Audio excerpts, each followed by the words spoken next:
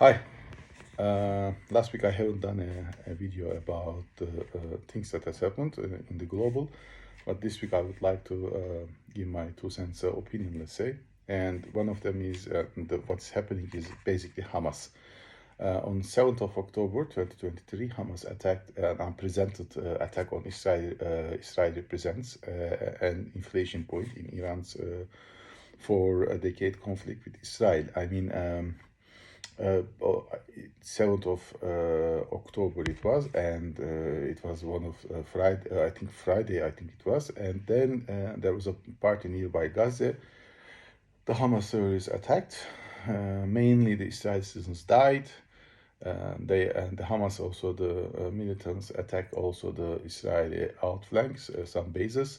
They captured high ranks soldiers, damaged all the Israeli military equipments, vehicles. They captured a couple of bases in the first day and killed many innocent people, including Israelis mainly and some international ones, even from States, Germany, France, China, wherever it is. And that was an unprecedented really attack. So of course it was obvious that Israel is going to reply that, and their reply was really also unprecedented. Within the first day, Hamas gained some lands, but the second day they stopped it, and at the end of second day they counterattack, Israel counterattack, and they recaptured all the lost places. They haven't been able to save the people and the soldiers captured by the Hamas group so far, but they have started an unprecedented attack on Gaza, and they want everybody to go to other parts of, everybody to the southern part of the Gaza. The issue is that they don't also Israeli blink an eye that they are not going to care who is there or not, innocent or not. They are going to just ruin the whole Gaza city, and that's also not correct, by the way. So why this has happened? Of course, we should remember that before this incident, there was a real chance for Arab-Israeli relations to be restored. And especially Saudi Arabia was very close to recognize Israel and re-establish all the links and maintain a long-term mutual relations. However, with this attack, it is now, at least for a foreseeable future, it has been frozen. That's one thing that Hamas and Iran, of course, because Hamas is an Iran-backed group, won. Okay, that's without any, I would say, any concern or any question, that has been won by Iran. The second thing that has been won, because this attack was known and done, I am sure that these planners also have foreseen that Israel is going to counterattack, and they are going to kill many innocent people and damage the city now, like they are erasing from the map. And this is going to open a big debate for at least months, maybe years to come. Yeah. And this is going to be done, of course, within UN, under the UN umbrella at most, and all the institutions.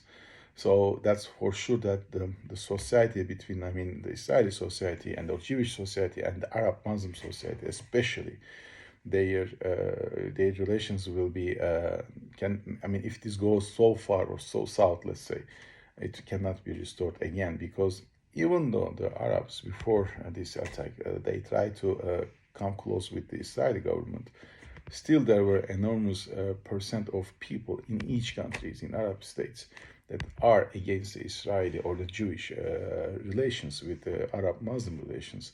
Now with this attack and after what Israel has been doing, there will be even more now. And that gives a big tool to those people or those parties to oppose any close-up relations with Israel in any, at least a foreseeable, I would say, future. So that's also a minus in that regard. So if you look at these both things, who has won this out of everything else is going to be Iran, because at this moment, I will say, de facto situation is going to remain intact. Even it will get worse, but it will be in broader meaning, it will be intact. Without Iran and Iran economy to be recovered, Iran-US relations to be recovered, anything that can be managed by Israel and Arab relations will not be accepted by Iran. That's for sure, right? And since it is the case, then we will not be surprised that Iran is going to support these kind of attacks through Hamas. Of course, the proxy war at the end of the game will likely to continue in future. Therefore, also this is a very big negative effect for the future in the Middle East. The other thing that we have seen, and there's a parallel mistakes that have been done in 9/11 and now, is the CIA or NSA, let me say, has the failure of, I will say, analyzing the information that has been or that had flown from the site. I am pretty sure that there were signs that these attacks might be in plan, but the Mossad planners or analysts have not seen this as a credible information to act upon. And this is now the result. So we have seen also for all, I will say, intelligence services to consider this, right? Regardless the information is credible or not, all the precautions should be taken, because this is what the terror groups are believing, that it is not going to be taken after some time, like 9/11, and as of today there's a huge differences as a timeline, like 20 years, but you see how it affects. I mean, this is really credible, I will say, information that all these, I will say, intelligence services should consider. Still, the information analysis is based on the human, and the human facts or the error fact is there. It remains. So as a Turk, I would like to give an insight, I would like to give a warning, at least to my 2 cents idea, to our intelligence service. And that we should not let go all uncredible even information. We should really look into that in depth. I know that it consumes resources, money, time, efforts, and so on and so forth. But one mistake can cause a huge, I will say, future or a huge, I would say, gains in the future. Now, Israel-Arab relations will not be restored in the reasonable, foreseeable future. Iran is going to be active, which means that these like Gaza issue will be in UN for years to come, at least months to come, but years to come too. And now Israel has lost its credibility, either its military, its intelligence services, as a state, also security. So it's also going to stop a lot of things in Israel too, right? But the worst thing is going to happen. Israel will even go to Far East. You remember one of our program, we have mentioned that Israel has been leaning to right, and because of the population also, I would say, composition. At this moment, there is a 10 to 15% of population in Israel is far right, and 2040s, 2050s, it's foreseen that 40%, 35 to 40% at least will be far east. So, which means that people like Netanyahu will be remaining in the office even greater, which is going to push Israel to attack and to show more unfearful, I will say, and attack or killings on Gaza. This is not also sustainable. So what will happen is also that unless there will be a real solution, which is, I believe, a two-state solution also, these kind of things will not be resolved easily in the meantime.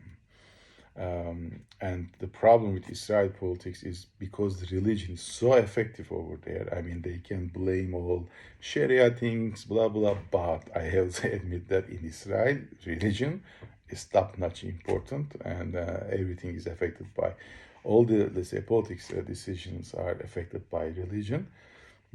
So it's a big problem also now for future. So after all, who has gained from this? It's first Iran. It gained a lot. Who has lost? Israel, United States lost a lot. And Europe will be affected because they want to do a line, like a pipeline from India to Europe through Israel and, let's say, Middle East, that's going to be also under threat now.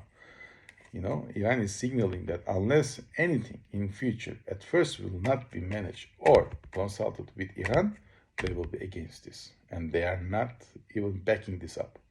I mean, they are not, how can I say, they are not scared something will go wrong. They are just doing whatever they think is threatening them. And they will continue to do that. So let's see what will happen in future.